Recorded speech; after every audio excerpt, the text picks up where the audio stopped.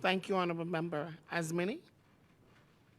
The Chair recognizes the Honorable Member for Central and South Abaco.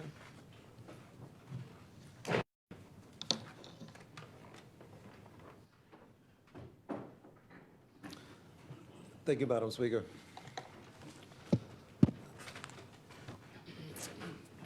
As always, I am humbled to rise here on behalf of Central and South Abaco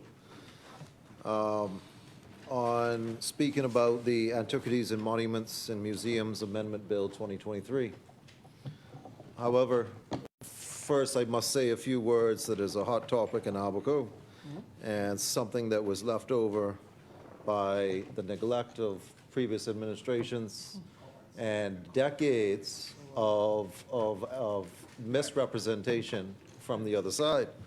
We're talking about the immigration problem, the shanty towns, where footage has been circulating, video has been circulating, that they are continuously building to this day. Yeah, there was a bit of a setback with the court ruling that would give a more expeditious approach to removing such. But I want to tell you that this administration has been working from day one and setting forward the path to correcting this vexing problem. I want to give thanks to the Department of Immigration and Labor for their hard work and boots on the ground. And I want to give thanks to Ministry of Works, because they know the job at hand, and there are parameters to the law that will allow for the removal of these hundreds and hundreds of unpermitted dwellings on land that's not owned by them.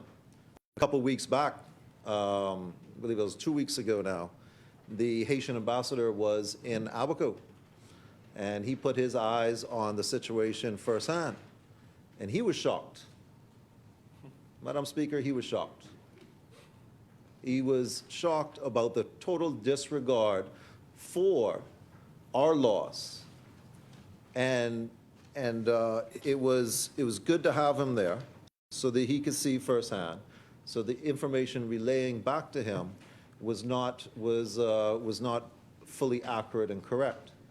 But this is a problem that was left over, and this is a problem that this administration plans to attend to and fix in due time within the parameters of the law. Madam Speaker, another thing I wanted to talk about was inland revenue and taxes in arrears. This puts a smile on a face for many Abaconians, because we know the disregard by foreigners of paying taxes, some that have been in their houses for decades. Decades, Madam Speaker. I know a particular case, they had owned and been in the house a great parcel of land for decades, and then went ahead and sold it. That's profits in their pocket, but nothing for the government. You know, so it's about time that we make a proper stand, that we move forward and govern this country for the benefit of Bahamians everywhere.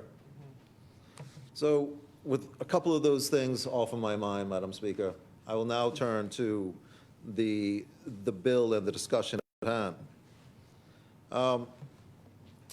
The history of the Bahamas speaks to this bill. Our nation was founded by sailing vessels coming from all parts of the world, crossing our waters, not only to come here, but it is a strategic maritime highway from Central and South America and other Caribbean islands. So even to this day, you can look off in the ocean and see freighters passing by. Well, that was the same case back in the day, when the Spaniards was reaping from their colonies. It was said that there would even be, on average, a shipwreck a year. These were all laden with treasures, as we call them, but laden with financial resources. And I believe strongly that the Bahamas has them within our waters, spread out across our reefs and our sandy shores. So it is very good that we stand here today and the progression of this bill, of making it so that the Bahamian people reap the benefits and not only those prospecting are, would be taking the profits, but we would be able to now retain 50%, 50% for the Bahamian people. And not only that, we have first dibs on which ones are, which artifacts we would like to retain.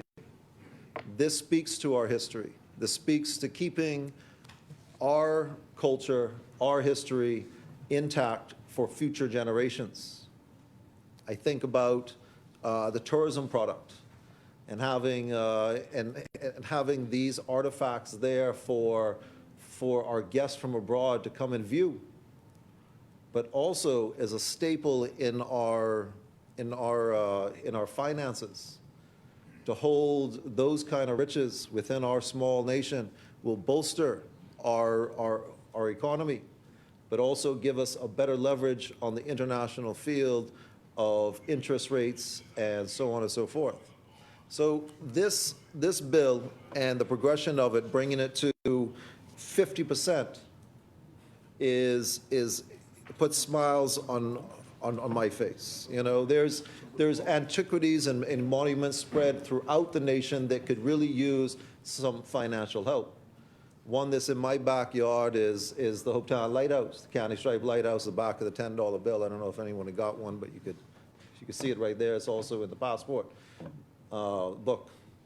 And this was neglected, you know, again, neglected by misrepresentation within the Central and South Abaco constituency.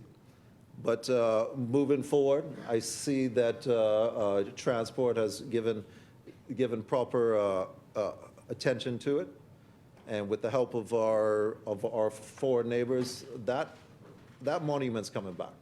I'd like to see the same for lighthouses and monuments throughout the country. Let's keep our culture. Let's keep our history. Madam Speaker, it's important. We thrive on tourism, and these are attractions and experiences that people will pay for, that we take for granted, but people will bring in monies from abroad and support our economy if we take care of our monuments and antiquities. So it's something that's dear to my heart, because there are billions of dollars in treasure spread out throughout our archipelago. Hundreds of millions have been taken out. There's billions more. And $500 million or half of $2 billion, well, I know the Bahamian people, I know Abaconians could use that. When I was looking into the only permit that's out there today, the one up on North Abaco Islands, my colleague's constituency, I was, you know, I was a bit shocked that none of these artifacts made it back to Abaco. Now Abaconians got to take a flight and a ride to go see artifacts that are from our waters on another island. I mean, that could have been a good attraction for multiple islands. But maybe the research wasn't done. Maybe, you know, you reap and take and sow and take it wherever you want to take it without consideration of the locals. I remember a Lucayan artifact, Lucayan skeleton that was dug up on Hopetown. Sent that to Nassau for processing, and I don't know where that is either. But I say these things because it's important that we retain our culture and that we use them for a sustainable future for the next generations. Tourism is not only important, it's our lifeblood of this country. And these are all attractions that people would love. They would jump on a flight and come spend the weekend just to go see some of these things. So looking forward to the progression of antiquities, monuments, and museums. Looking forward to retaining our natural history and really showcasing what the Bahamas is. The other thing that came to mind, and I was looking at, is the permitting, the minister being able to permit students upon these prospecting vessels. I believe that's highly important. That'll show the opportunities to future archaeologists, to future historians. It'll show that our youth have more than one path. And I know there are some brilliant minds in our Bahama lands, and I know a few of them would be most interested in a career path in that way, but not always having the opportunity to do so. These are high-tech machines, high-tech vessels out there with tools that most of us won't ever see in our life.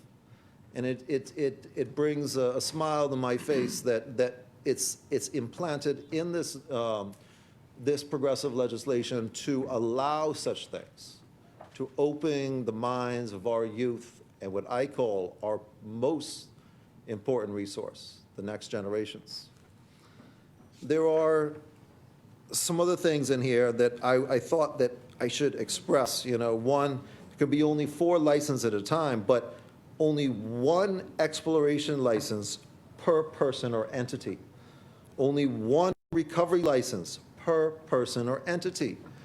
This stops a conglomerate coming in and saying that they want all 18 known shipwrecks. I mean, the one that has a license now says that there's over a dozen that he's aware of.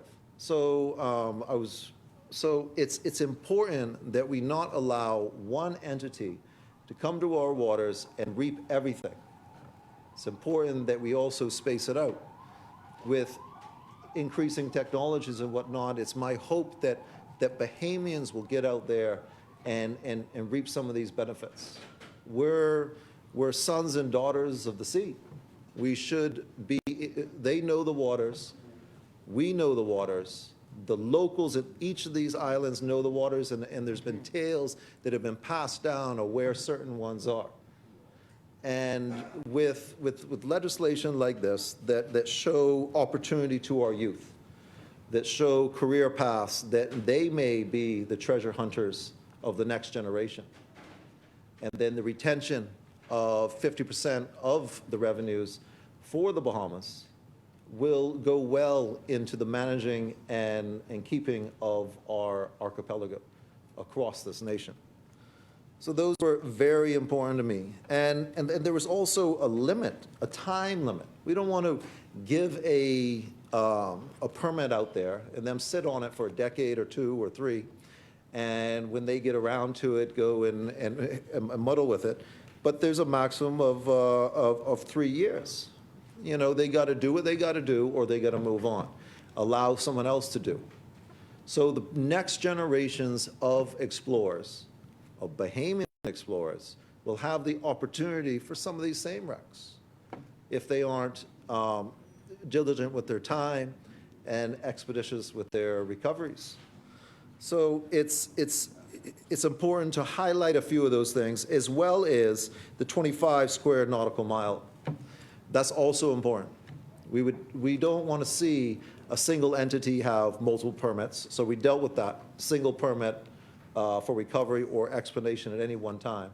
4 permits out there. We also don't want to see an encompassing of, say, all of Andros. No. Let's pinpoint and be selective of where they're prospecting, so that maybe other Androsians or other islands off of San Salvador or wherever it may be will be able to prospect for their own treasures and their own treasures to be found. These are all very progressive. This is what you call moving forward in a real way. And it brings a smile on my face to see these things placed down. And also in the application, you know, it says describe the applicant's experience, their ability and plans to comply with safety and security requirements. It says describe the applicant's financial ability to conduct the proposed activity to completion. not just handing out permits to people that are going to sit on them and not do the job. Go there with lacking equipment and possibly destroy our artifacts which are in our waters, destroy our environment that we hold so dear. These are very, very important pieces. Not only that, but to describe the plan for conservation and stabilization analysis, curation of all underwater cultural heritage recovered, including records, license, and so on and so forth. So we're not just looking for an applicant. We're taking any application with a single letter that says, I want to do it in this part of Abaco or wherever it may be. But we are asking them, are you financially capable? Are you experienced? Do you have the knowledge to take this underhand? You know, can you do the job? That's important. We don't want to destroy our environment for the prospect of treasures. Again, our environment is precious. We want to leave it to the next generations. We also use it for the majority of revenue that comes through this country, tourism. So it's extremely important to have those metrics in place to mitigate any downfall from mismanagement, mishandling, or just neglect on many different forms. So this is a very progressive amendment. There's a performance bond in here. I think that's great as well. Put some money down in case you mess up so we could immediately mitigate and help fix the problem. The Bahamas needs to be for Bahamians. This progressive liberal party under the Davis-Cooper administration is moving in that direction. Every amendment we make and every bill that is placed is for the betterment of Bahamians across our nation. Yes, yes. It is important to amend certain legislations and progress it so that our youth have a future. But I must say again, the ability for our students to go out and see firsthand what treasure hunting is puts a smile on my face. That's more opportunities for our youth. So Central and South Abaco support this amendment in its entirety, and looking for more great amendments and bills to come forth in the near future that will be beneficial for Bahamians across the archipelago. I must say again, though, you know, we should be mindful that the treasures taken from a particular island have some benefit for that island as well. They're found in Cat Island. It should benefit Cat Island. So without further ado, we support this. God bless the Commonwealth of Bahamas, and God bless Bahamians across our archipelago. Thank you very much.